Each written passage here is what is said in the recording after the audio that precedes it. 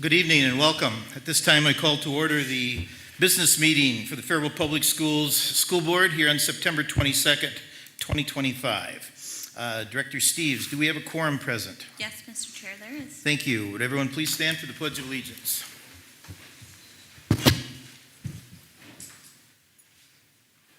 I pledge allegiance to the flag of the United States of America and to the republic for which it stands, one nation, under God, indivisible, with liberty and justice for all.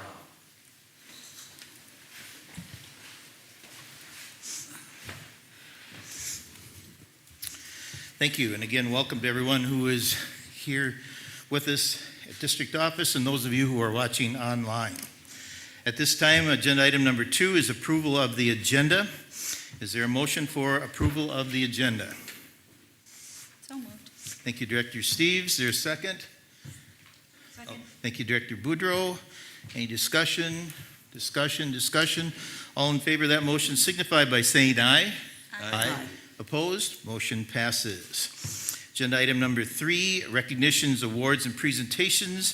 Faribault School Board. Mr. Benti, I believe I'm supposed to turn that over to you. Thank you, Mr. Chair.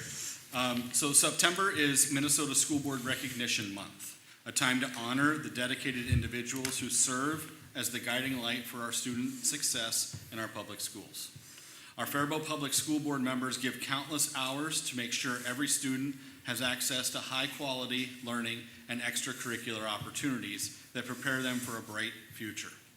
They oversee a budget of roughly $60 million and support over 3,100 students, lead approximately 600 plus employees, and steward 6 buildings.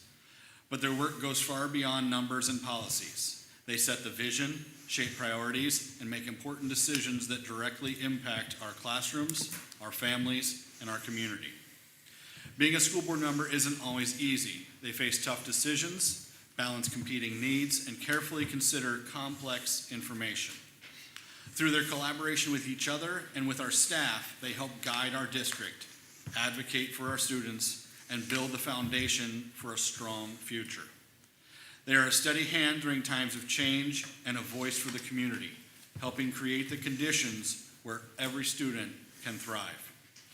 This September, I encourage everyone to take a moment to thank a school board member for their service. Their commitment is essential to strong schools, vibrant communities, and the heart of our democracy, public education. We are proud to recognize the members of the Faribault Public School Board and thank them for all they do to make Faribault Public Schools a place where students succeed. Thank you very much. Thank you, Mr. Benti, for that recognition. Agenda item number 4, items of information, school board representatives. I believe first we have one of our student reps, Ms. Amira Williams. This year has been off to a great start. Students at the high school have seemed to really enjoy our new pass system. They like the easy access on Infinite Campus over having to go to Safari and then to E-Hall Pass. Bathrooms feel way safer and private this year, not a cool hangout spot. Homecoming court was announced last Tuesday, and homecoming week kicks off this Saturday with the Glow Dance. Student Council has hopes of a whole lot more participation this year with new additions like the Battle of the Classes and more inclusive dress-up days. Thank you, Mira. Next we have Isa Ali. And then now that we have heard some of the good that is going on at the high school, I would like to address some of the bad. We have run into some scheduling issues at the high school for PSEO students that's majorly affecting the seniors and juniors that are participating. We have found that some of, me personally as a PSEO student rep, going at the college, I have had to take about 3 weeks trying to figure out my schedule. Leaving in the middle of class is not very ideal for me or for the students that are participating in PSEO or the class. It becomes a disruption, and that is what I would like to see maybe changed. Thank you both very much. School board members, out of information, school board members. Director Steves. Rotary Readers kicked off last week at Jefferson, and the local Rotary chapter is looking for maybe 2 or 3 more volunteers to bring that program to Lincoln. So last year was my first year as a Rotary Reader. So Rotarians pass the Rotary standard background check, along with the Faribault Public Schools background check. And then we just go in and read for between 30 and an hour with the various students. So last year, again, was my first year, and it was super, super rewarding. Oftentimes it was the best hour of my week, and that says a lot because I had a first grader. But it was more, for me, the students that didn't need the interventions and were just looking for another adult to show off their reading skills too.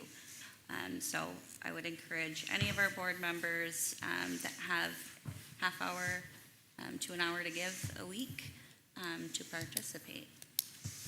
Thank you, Director Steves. I'm sure the students enjoy that time as well. Director Moore. Yes, thank you. I've just got a couple of items here. From the public, they've been experiencing some problems with the Faribault Public School Mission Statement Survey. Initially, citizens were having problems with the QR code. I think I haven't heard back, but I'm assuming this has been fixed. I want to thank Mr. Benty for rectifying this situation. I think there's another one coming out on Saturday, I do believe. There was also, I've heard that many residents do not have access to the Faribault Daily News. And this puts an unfair burden on those who don't have access or who are unfamiliar with QR codes, many times older people, me included. I've just learned recently how to do it. So I guess what I'm suggesting and urging is that there must be more avenues of access to the public for the residents that that do not get the Faribault Daily News, because I've heard many of them do not. So I don't know if we can rectify that situation. With the QR code, it has been rectified, but I think we need to put that information out to more sources so that the public can have more access to that. Secondly, one of the things, especially with when every week we have to, or every month we have to hire people. I think we have, 300 teachers now, 300 admin staff. And one of the things that I'm concerned about is our MCA scores have come out. As a district, in every building except for the ALC, we have gone down in reading, math, and science. Science is not even measured in some instances now. I did notice something positive, though, that as a district, 89% of our students feel the school and teachers care about their students. I really think we're doing great as far as social and emotional aspects. I know that we have many grants in the last 5 or 6 years, and I'm not sure. I think it's probably 11 million now. I'm not sure how many grants. We have many after-school programs, summer programs, and I could keep going on and on. And I'm not saying this against the teachers, but I'm saying this with the programs. Has any of this significantly increased our achievement levels as far as the MCAs? So district-wide, we have 280 students that failed reading and 153 that failed math. I think this is not only our problem, but it's in Minnesota as well. The last I heard, I think it was between 82 and 85% of third graders cannot read. And I think this is something that we need to address as a board. I think social emotional learning is doing great, it's good, but now we got to get back to the basics. And I think that starts with holding the board accountable, because the public is holding us accountable. I think we shouldn't make any more excuses. I do think that with the reading programs, with the structured systematic reading, especially with the emphasis on phonics, I think this is going to be very helpful.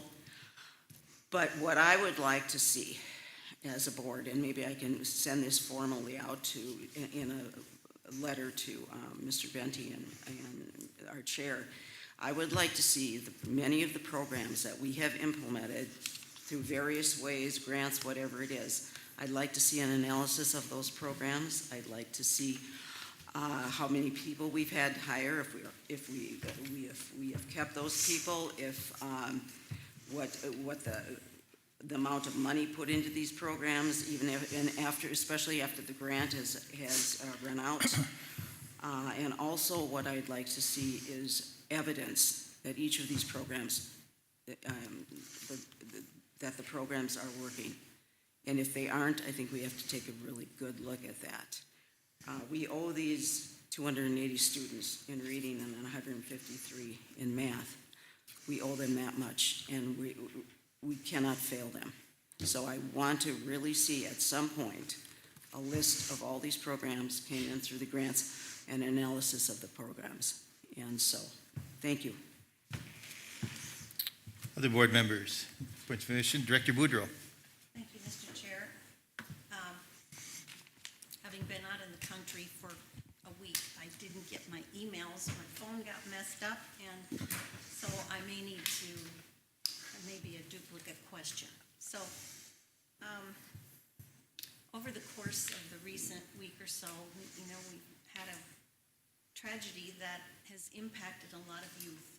There's many youth that were fans of Charlie Kirk, and it is a tragedy, and it causes a lot of fear, discomfort in the hearts of those that really cared about that man and his faith.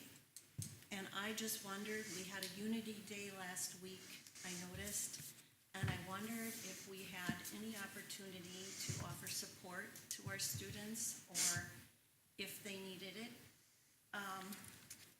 If our staff and students were able to have any discussions or just any counseling opportunities. And I only ask that because I know that some folks in my family were impacted, and it is, it's hard.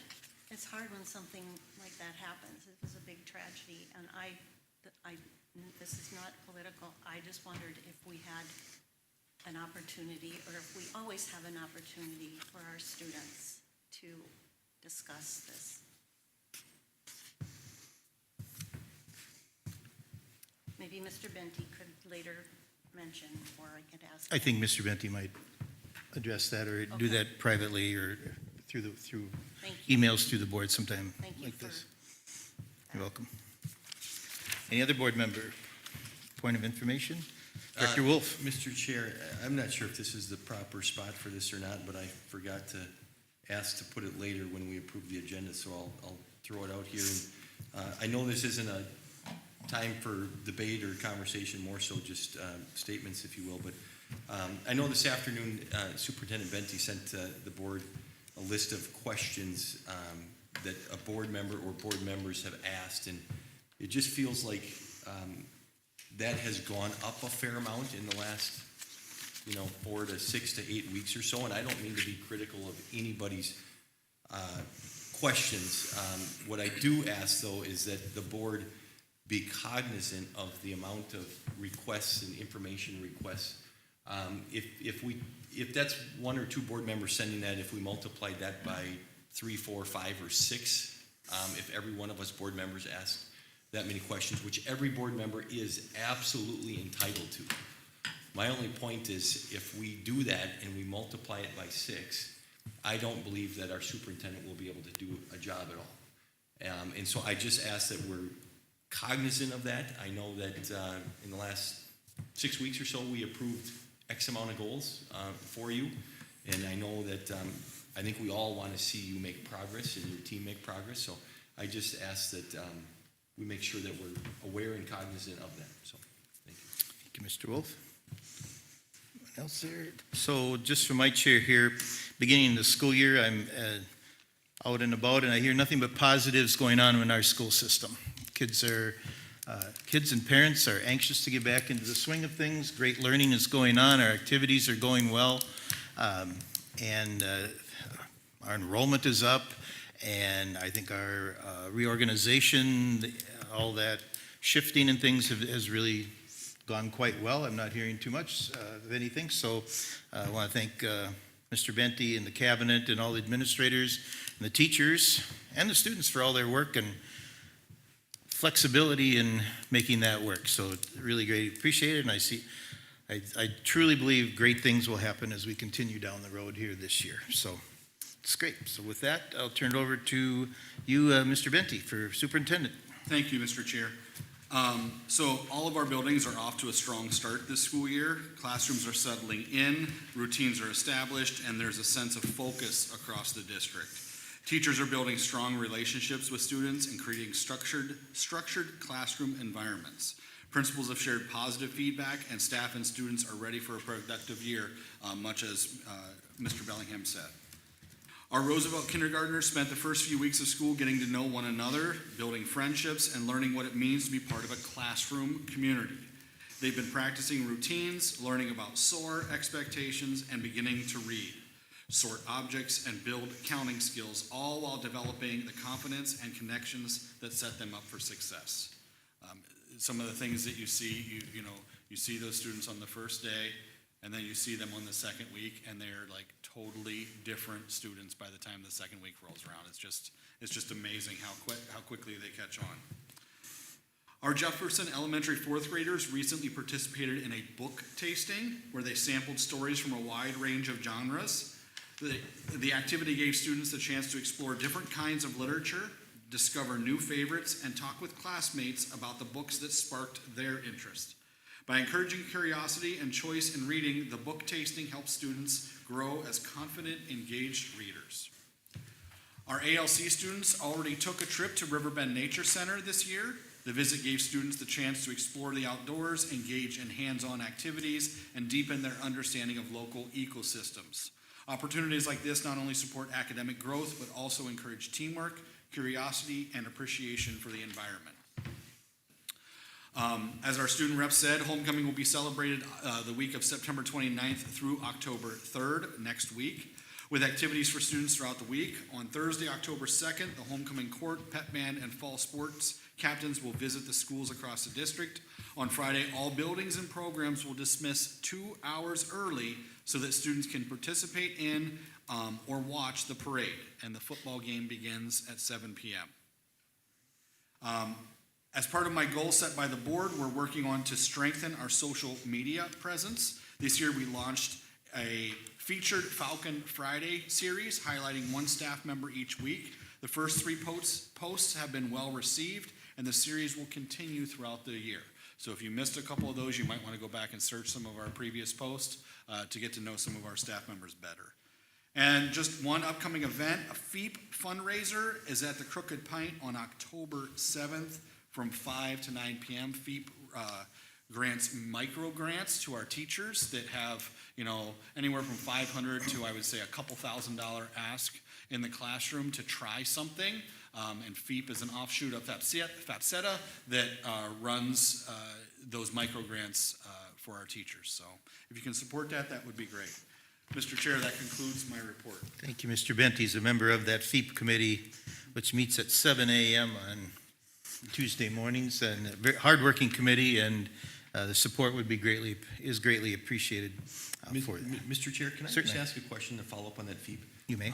Those grants. I know we hear about it, but I don't know if we ever see the grants of what goes into this classroom or that project or whatever. Is it possible for us to get just a summary of what those are throughout the course of the year or whenever they take place, just so we can highlight them? I believe we have. We do get it. I think, Actually, don't we put it in individually around broken down? District 656, and so it's in our newsletters and things like FEEP gave a grant to this, but we can, I'll bring it back to the committees, the just see if FEEP we committee can saying, publicly share recommend. publicly or share with the board exactly where this money goes and what for. And I know some went to science equipment for some of that, and, readers and things like that. So it's really good. Yes, we can. So, yeah. Thank you. Great. Agenda item number 5, public comment. Ms. Kenny, we did not receive any public comment. Number 6, consent agenda. The consent agenda consists of the minutes from the August 18th and September 8th, 2025 meetings, employment, additional assignments, and authorization of payments, transfers, and investment account. So could I have a motion for approval of the consent agenda? So moved. Thank you, Director Steves. Is there a second? I'll second. Go ahead. I'll give it to Mr. Wolf, Director Wolf here. No discussion on consent agenda. All in favor signify by saying aye. Aye. Oppose? No. Motion passes 5-1. Agenda item number 7, District Advisory Committee, there's no report. Agenda item number 8, Policy Committee. 8A is Policy Committee minutes, Directors Moore and Steves. If you'd like to go over the minutes, please. Did you want to start or? you want- Sure. So I think the minutes reflect the meeting a few weeks back. We went over quite a few policies as with just revisions and quite a few policies that are being presented to the school board for the first reading. And they're all listed here. And then there was one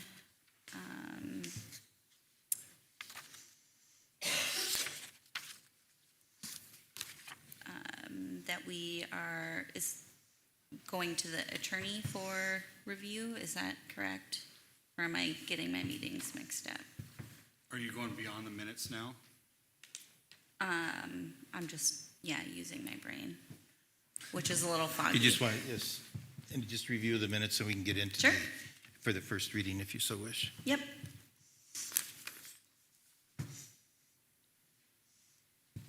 Director Moore, is there anything you wish to add on the minutes? With the minutes, I actually had a problem with 3 policies. Do I address this now, or can I? Or do I No, we address- do that when we do the first reading of policies. This is the first reading. We're on You mean the you're second? presenting For the the minutes. 8A is Presenting. Policy Committee minutes. Okay, so when do I address? When I that? get to 8B, first reading of policies. Okay, very good. Thank you. Anything further, you two, on the minutes? Thank you. We'll go to 8B, first reading of policies. The first reading of policies are review of policy 203.5, school board meeting agenda, review of policy 205, open meetings and closed meetings, review of policy 209, code of ethics, review of policy 210, conflict of interest, and revisions to policy 425, staff development, revisions to policy 512, school-sponsored student publications and activities, and we also, first reading of a new policy 599, social media policy. With that, discussion of first reading of policies. Director Moore. Yes, at the policy meeting, I did have problems with the 3 policies, actually. Director Moore, could you pull your microphone? I'm having a little trouble with you. Okay, hear me now? That's better, yes, thank you. Yeah, it was the Code of Ethics, and I think it was page 3, it's not numbered 2F1. And I quote here, "In fulfilling my legal obligations as a school board member, I will," and this is a quote, "comply with all federal, state, and local laws relating to my work as a school board member." I did ask for that this be added, federal law supersedes all state and local laws. This was not considered because there was no second. But I think we need to think about this just for clarification. I think this needs to be solidified in policy. And that was my, what I spoke about then. That was policy 209. Staff development and mentoring, that's policy 425. I believe that's on 425, page 1. And it was actually a couple places in 2A2, 2B1. That was 2 places. And here's what it is. I'll just read one of them because they're basically the same. Members of the Advisory Staff Development Committee shall be appointed by, originally it was a school board, and that's being removed now and added, and what's being put in its place is by the school administration. I would like to mention, too, that under Minnesota Statute 123B.09, subdivision 8, duties, the board, it does say the board must superintend and manage. So in essence, for me, this, we will be abdicating one of our duties as prescribed. And I talked to Jody, I think it's Withers from the, I can't think of his name, it's Jody W. something. And he said the board does have broad range in these, in the board, and in fact, I quote, again, the board must superintend and manage. So in essence, I believe we are abdicating one of our duties as prescribed and mandated by Minnesota statute. And you got to remember too, that we as elected officials represent the voters and the constituents. However, what I feel we are essentially doing is putting power in the hands of unelected officials. And so I'm thinking, how are the voters going to react to that? So I had mentioned that maybe I would be okay with it if shall be appointed, the advisory staff development committee should be appointed by a school board and school administration. I don't see anything wrong with that, but that was voted down. So I just want to keep that in mind as we go through. The last one then, oops, wait a minute. Oh, wait a minute, I was on the wrong one, excuse me. I was on policy. No, yeah, okay, policy 512. And they want to delete, and I'll read what they want to delete. The school district may exercise editorial control over the style and content of student expression in school-sponsored publications and activities. Again, I think we are abdicating our responsibilities as educators. The fact is that what I said, the adolescents' brains are not fully developed until age 22 or later. And this is a trend that is happening in Minnesota and many of the blue states. Parents are abdicating their responsibilities too, to a governmental state. And I like this quote. It says, children who weren't held accountable for their actions grow into adults who believe nothing they do is ever wrong. I think this trend needs to stop. And I'm going to reiterate this, we are incrementally abdicating our responsibility as educators to placing the responsibility on vulnerable children. And I often hear that children are so stressed, our students anyway, they have mental health issues. I don't think we should burden them with more responsibility. I think we should take some of that responsibility. And one of the things it did say on this that we're deleting, it says the school district may. It doesn't say we must.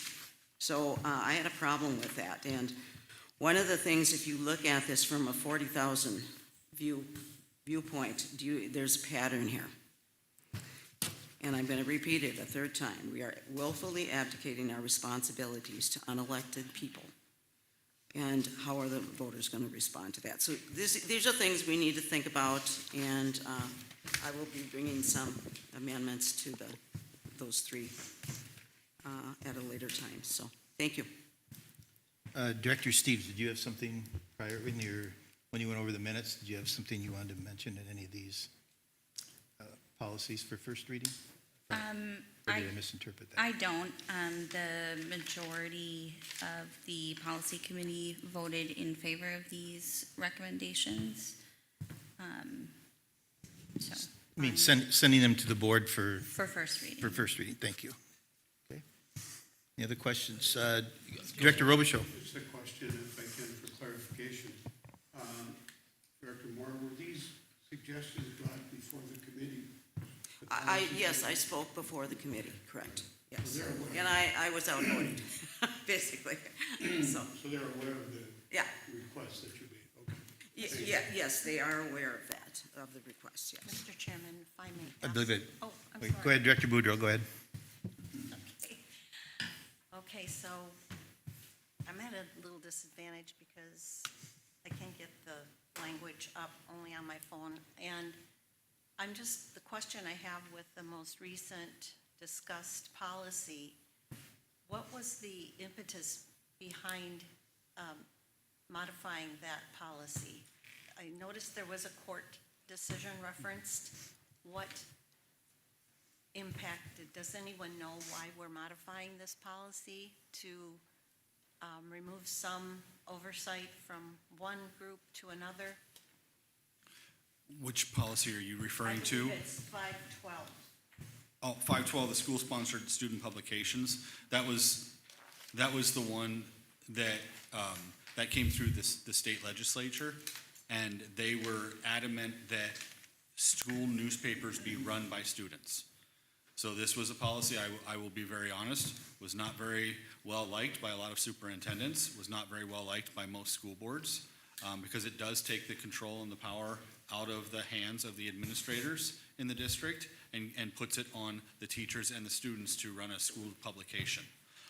But one of the pieces is that what they made is, if you look down at section 5 where it talks about posting, it says the school district must adopt a student journalist policy consistent with Minnesota statutes, section 121A.80, and post it on their district website.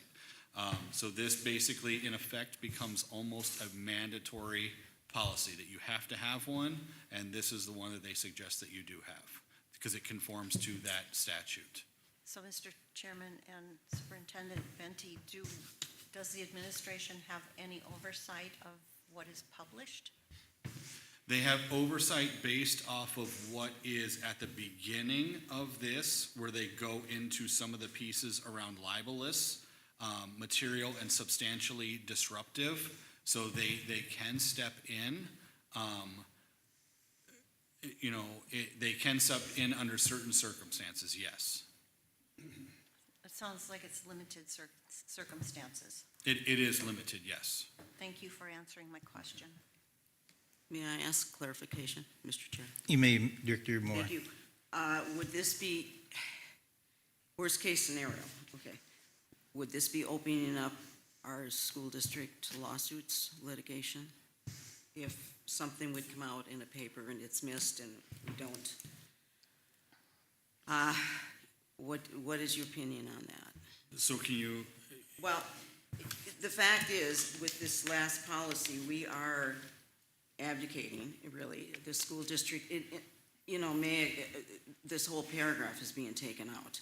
So I'm just concerned too, are we, at some point, would this make us, put us in a position that is more vulnerable than it was, if we take this out than it was previously? Could that be? It still says. With litigation?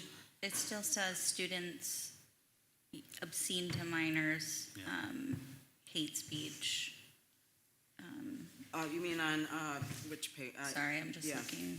I think it was on, you're referring to 512, page 512-4, which Correct, is yeah. 4B10. Libelous, And we did talk about slanderous, that for a bit, defamatory, profane, harassing, threatening, intimidating, invasion of privacy, violates federal or state law, causes material or substantial disruption of school activities. Yeah, and the list goes on. And we did too on, I'm sorry, it was on page 512-4. We did talk about 4B10, that they're taking out expresses or advocates sexual, racial, or religious harassment or violence or prejudice. We did talk about that, and originally I wanted to keep that in there, but I think there's a fine line between the students must have First Amendment rights, but then there's also a fine line if you're advocating for violence or, anything too. So this is a little touchy situation. So I did, after some discussion, I felt that it's okay to take that out, expresses, because that was one of the issues that I had too. So the policy still does have the statement on page 5, notwithstanding the rights or freedoms of this article or First Amendment of the United States Constitution. Nothing in this article inhibits a student media advisor from teaching professional standards of English and journalism to student journalists. So, yeah. in my opinion, that still states that the student advisor is teaching professional standards. I guess I should say I like to see things from 40,000 feet or whatever. What I don't like about this, it seems to be, as I said, there's a trend incrementally taking away responsibilities of school, of the school and give it to the students. That's what my problem is, because I see this just in a trend, parental responsibilities, school board responsibilities. And I think that's a trend that I'm very uncomfortable with that. And so I think that's why this is my big problem with this, so. Okay, so, Director Wolf, you had something? I did, thank you.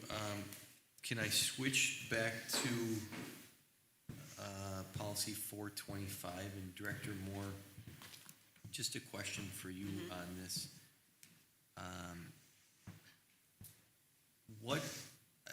Just to better understand your positioning here, I'm looking at item 2.A.2, if you will. Yes, that's. Yeah. Right. So members of the advisory staff development committee shall be appointed by the school instead of board, it would be administration. Correct. What is it that your understanding is that advisory staff development committee does? That you want the board to oversee? Well, that is a good question. But my problem, again, is there is the pattern of taking away responsibility. My big problem is not so much what the advisory staff development committee does, but you see the overall pattern in our country and especially in Minnesota. Parental rights, responsibilities are being taken away. School board, and we have actually, I did mention this is in this state statute. The board must superintend and manage, period. Well, there's more to that. But my big problem is that we are abdicating responsibilities and moving it into a direction that I do not like. And that's my big, I think if you know me by now, John and Mr. Bellingham knows me, Chair Bellingham, that I see things from a broad perspective and I see things what's happening socially, because I do teach sociology. And this is a disturbing trend to me because I think we are moving in a direction more to the left than the right. And so that's why I had this. So it doesn't matter what committee it is. So, Yeah, no, thank you. Because of this one that's in front of us. Yeah, it doesn't matter what committee. Yeah, I certainly have no desire, I'm not speaking for anybody else other than myself, to be on more committees that manage committees at every one of our school buildings. And so I just wanted to ask, bless somebody, bless you, Rob. I just wanted to ask, what does that mean to you? Just so I understand where you're coming from. So thank you, I appreciate it. Well, this is being changed. The school board did originally have this because they're taking out the school board position here. Correct. Yeah. So Thank you. we were doing that anyway, so. Thank you. Want to say something? Go ahead, Director Boudreau. Oh, Mr. Chair, I am not familiar with our advisory staff development committee.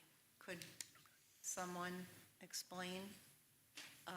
Do we have one, and what are the duties of that committee? So the staff development committee, advisory staff development committee, is really the committee that is in charge of setting up what the staff development looks like year by year, not only from the district level, but also from the building level as well.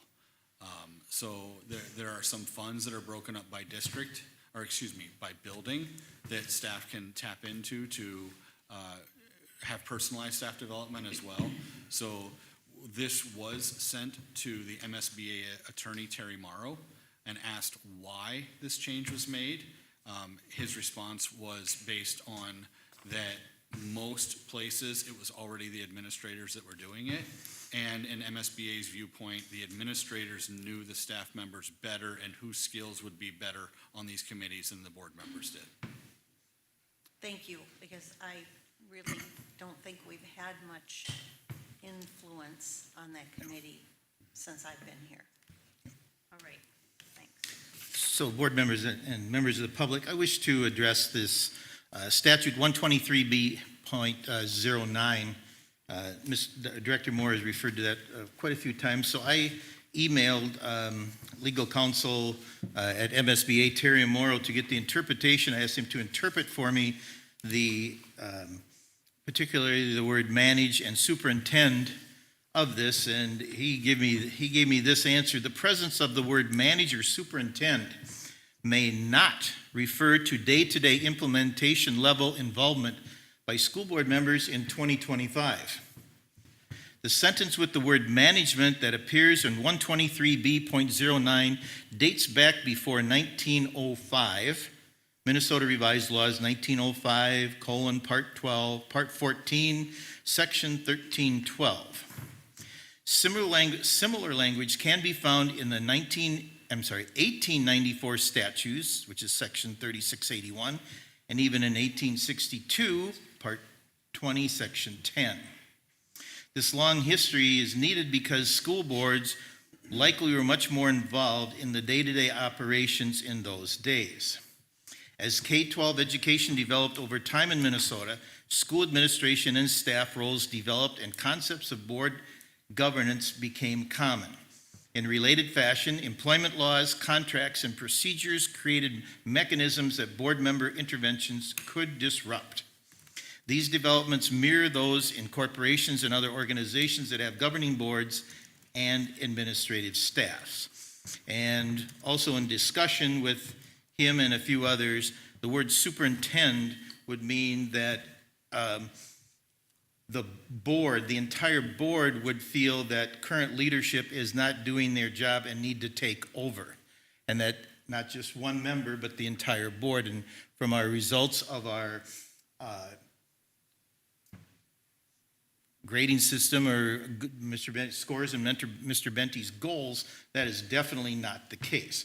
So I have, the concept of a school board member or school board managing the school district is, it's in law in 1862, 1894, and here we are in 1905, and here we are in 2025. So it's all how you're going to interpret that. So I too believe, as I spoke many times whenever we do new school board member indoctrination, or when we say if you want one for school board, come and visit.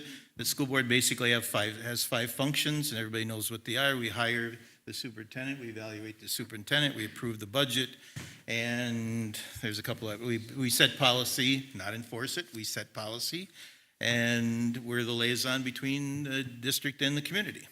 That's what we do. So I have no desire to name any sort of committees or something. Anyway, this will all come out when we get to the second reading of this next month, and then probably go through a series of amendments. But I think it was important that, and I've tried to do this research for quite some time, to interpret statute 123B.09. So are there any other policies here to review or discuss for first reading? Mr. Chair, I Director just want Moore. to be clear then, so section 123B.09, subdivision 8, under duties, it's really a matter of it's subjective interpretation then, from what I'm hearing, correct? It's a From matter what- of interpretation, you said it yourself. From what It's Director Moore, subjective. from what Mr. Morrow has said, and from what my discussions with other legal people have said, is that if the entire board feels that leadership isn't doing their job or that intervention is needed, then that is so. But otherwise, until that, the entire board, until that point, no. Okay. Any other policies for review? Okay, with that, we'll move on to agenda item number 9, which is other committees, Finance Committee. So I'm going to give you, everyone, a double dose of Finance Committee minutes here today. We'll all go all the way back to August 12th, our August 12th meeting. And I might have reported on this before, but at our August 12th meeting, because we've already acted on many of the things, we approved the fiscal year 26 school resource officer agreement. With that, it's all in board book, et cetera there. Financial performance in July student count, there was nothing to report. In July investment financial report, we're continuing to earn nice interest on our investments. Our investments are laddered as to the timing of when they mature, so we can ensure we're able to lock in the best rates. The July comparative financial report, in July of 2024, we saw rebates for HVAC, that was a year ago. In July of 2025, we had expenses of $33,000. There weren't expenses yet for water for July. It's a timing issue for billing. July of 2024, we showed expenses where in July of 2025, we're seeing some rebates for electricity. And in July of 2025, both HVAC and electric net together for a total of $25,569. Self-insurance fund contributions are up due to the 15% increase in not administrative fees, but in, help me out, premiums, thank you. Brain freeze there. So with that, our June analytics, we had nothing to report at this time because the two accounting purposes, the 2 years are meshed together. And from our August meeting, as of August 11th, we had about 75 students that were going to increase in enrollment. So now I'm going to give you latest, printed right off. The ink probably still isn't dry yet. From this morning's meeting at 7:30 a.m., the Finance Committee approved the fiscal year 26 Riverbend Nature Center contract. We'll be dealing with that in a few minutes. Also, our August student count were 161 students over what we had estimated for this year. And we have, as of right now, 3,218 students in total for fiscal year 26. With that, our August investment report, nothing drastic to change. We're about $2 million higher than we were at the end of July. Our investments are continuing to do well. August comparative financial report. This report is looking at two areas in spending, utilities, and self-insurance. HVAC showed expenses of $10,000 for fiscal year 26, whereas in August 25, we hadn't received a bill yet.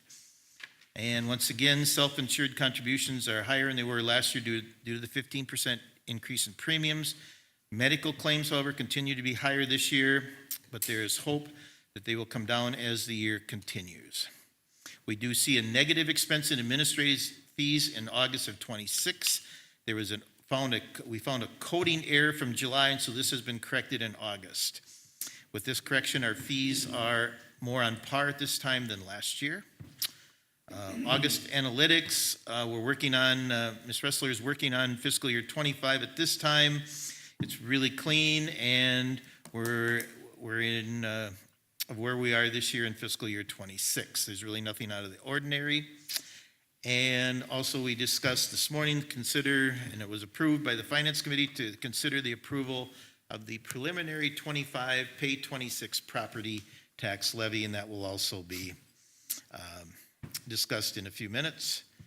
And then budget update, Ms. Ressler told the Finance Committee that an updated budget presentation will take place in November because of the increased student enrollment and therefore money there. So, Mr. Wolf, or anything I missed there?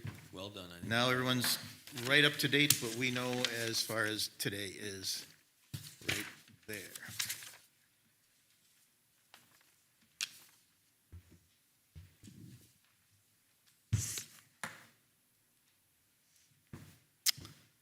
Okay, we'll move on to agenda item number 10, other matters, gifts and donations, resolution 26-03. Hope you're not sick of listening to me talk, but here goes again. So in resolution 26-03, our gifts and donations for this month are donations to the Nest. From J. Jules Fashion, 26 tops, 8 dresses, and 12 pairs of pants and skirts. Also to the Nest from 4th Avenue United Methodist Church, 300 notebooks and folders, 72 backpacks, and $150 worth of hygiene products and socks. From Allison Sweeney to the Nest, 12 pairs of shoes, winter coats, and other clothing items. Donations to Little Falcons. The Petra Foundation gave $35,000. George Wickstrom Jr. gave $500. Faribault Rotary Youth Services gave $10,000. The Faribault Chamber of Commerce donated 708 treat packs for staff. River Valley Church, Faribault campus, provided a catered breakfast for new teachers valued at $252. The Faribault Rotary Club donated 40 cinnamon and caramel rolls from Crack of Dawn Bakehouse and Market, along with coffee from Mighty Fine Coffee valued at about $300. Mallory Fuchs from EXP Realty donated 40 goodie bags and coffee for the new teacher workshops. Miss Ella Bettner, through the Faribault Foundation's No Tummy Left Behind, donated $824.76 to eliminate negative lunch account balances. Donations to the Faribault High School Golf Center. Jake Pillar donated $2,000. Corman Realty donated $250. Barb Venard donated $10,000. Southern Heights Dental Clinic donated $200. The Boys Fast Break Club gave $2,300 toward a new Dr. Dish basketball shooting machine. The Girls Basketball Booster Club gave $2,300 toward the same machine. The Faribault Booster Club gave $2,883.50 toward the same machine. Jefferson staff members and MSU staff donated an 8-foot Champion Supreme Medal Memorial Bench valued at $795 in memory of Vanna Dinsey and a former Jefferson student. The Gene Haas Foundation donated $3,000 to Faribault Robotics. Is there a motion for approval of Resolution 23-03 accepting gifts donations? So moved. Thank you, Director Wolf. Is there a second? Second. Thank you, Director Boudreau. Any discussion? Mr. Chair, just wonderful list, a multitude of different people and organizations supporting a multitude of different things within the Faribault Public School District. So just a huge thank you to everybody listed on here. Agreed. Mr. Chair, I would also agree with Chad that we have great support for our community, and it is demonstrated by these contributions. And there are some reoccurring donors that give great amounts.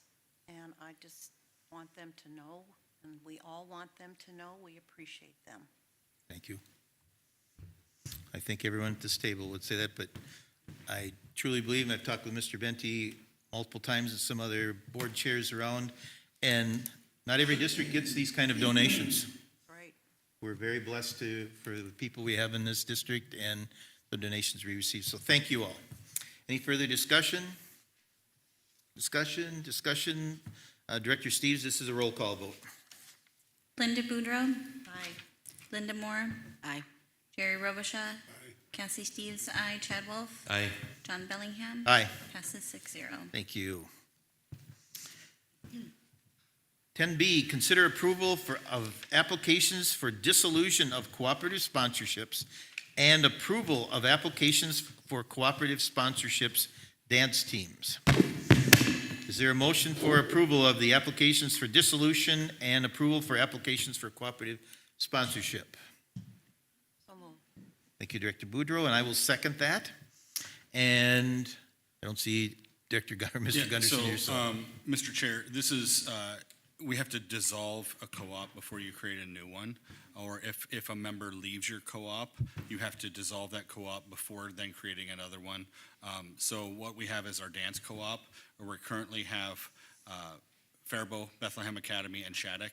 Shattuck no longer wishes to be part of it, so we need to dissolve that one and then reinstate the one that we've had for many years between Faribault and Bethlehem Academy. thank you. Any further discussion? Mr. Chair, I'm just confirming this dissolution and the approval, that's all in one action item. Yes, that's how it's listed in the agenda. That is correct. So with this action item, we are dissolving the existing one and approving the new one as right in the same motion. Very good. Thank you. Thank you. Thank you, Mr. Wolf. Further discussion? Hearing none. All in favor of that motion signify by saying aye. Aye. Aye. Opposed? Motion passes 6-0. 10C, consider approval of the preliminary 25 pay 26 property tax levy. Is there a motion for approval of the preliminary 25 pay 26 property tax levy? So moved. Thank you, Director Robichaud. Is there a second? Second. Thank you, Director Boudreau. And so as we begin here, before I have Ms. Raisler give an explanation, I will say it once again, this was approved by the Finance Committee this morning. So, Ms. Raisler, go ahead. Thanks. So at this time, you are not approving an actual dollar figure. You're approving what we call a maximum, and that's always done preliminary. That's just how the process works. If we were to approve a dollar figure, the final data has not yet been fully vetted through MDE, so we could miss out on revenue. So at this time, it is recommended that school districts do approve the maximum. What we are looking at this year for our pay 26 for revenue for 27 is a decrease in property taxes. We're looking at a 2.22% decrease. Most likely that won't change significantly, but just wanting to Bless you. note. God bless you. Bless you. Just wanting to note that it will be a decrease this year. Good. Discussion, questions? Mr. Chair, I believe we ran into the same thing last year when we approved the maximum and then later on approved what a final number was once Yep. we got the updated That's normal. information. Yeah, that's normal practice in all school districts, is just to approve the maximum. And then when the truth in taxation presentation is held December 1st, we'll go through line items to talk about where the decreases came from, you know, what happened in each fund, general fund, community service fund, debt service fund, et cetera. So. Questions or discussion? Last call. Hearing none, so all in favor of the motion signify by saying aye. Aye. Opposed? Motion passes 6-0. Agenda item 10D, consider approval of the fiscal year 25-26 Riverbend Nature Center contract. Is there a motion for approval of the fiscal year 25-26 Riverbend Nature Center contract? Thank you, Director Robichaud. Is there a second? Second. Thank you, Director Steves. Before we begin the discussion, once again, this was approved by Finance Committee this morning. So, Ms. Raisler, if you would, please. Yep, so this is the same letter of agreement that we normally have with Riverbend Nature Center, you know, partnering with them for different curriculums and lessons and such. It was asked this morning if we are seeing an increase in cost. Yes, we are, but it's very minimal, 1.8%.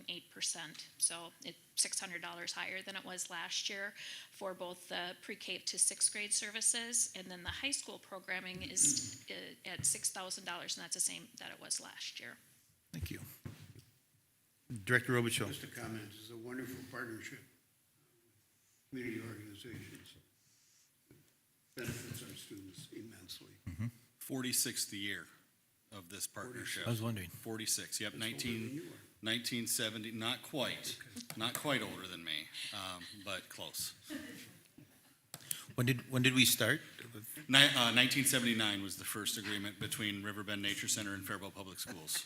I know what you're thinking. I should have remembered that. But okay. All right, any further discussion? Hearing none. All in favor of the motion signify by saying aye. Aye. Opposed? Motion passes. Thank you, Ms. Raisler. Before we move on to agenda item number 11, I'm going to ask for and grant a moment of personal privilege for myself here. In the consent agenda today, we approved the resignation of Lisa McDonough, who was a longtime kindergarten para at Lincoln. I mean, a longtime para, quality, excellent with kids. I think we have kids who had kids who had kids, maybe either the third generation who she cared for as a kindergarten para as a kindergarten para at Lincoln. I just want to thank her for her steadfast support and years of service with Faribault Public Schools. And Lisa, you're the best of the best. That's all I got to say. And Thank you for allowing me to teach your kids and work with your family and all you've done for students and staff here in Faribault Public Schools. With that, we'll move on to agenda item number 11, the dates to remember. September 24th at 3:30 p.m., District Wellness Committee. October 6th, 2025, Board Work Session. October 7th, 3:45 p.m., Policy Committee. October 9th, 7:45 a.m., Facilities Committee meeting. October 20th, 7:30 a.m., Finance Committee meeting. And October 27th, 5:30 p.m., our regular business meeting. Agenda item number 12, is there a motion to adjourn? So move. Thank you, Director Boudreau. Is there a second? Second? Thank you, Director Steves. Discussion. All in favor of the motion signify by saying aye. Aye. Opposed? We are adjourned. Thank you.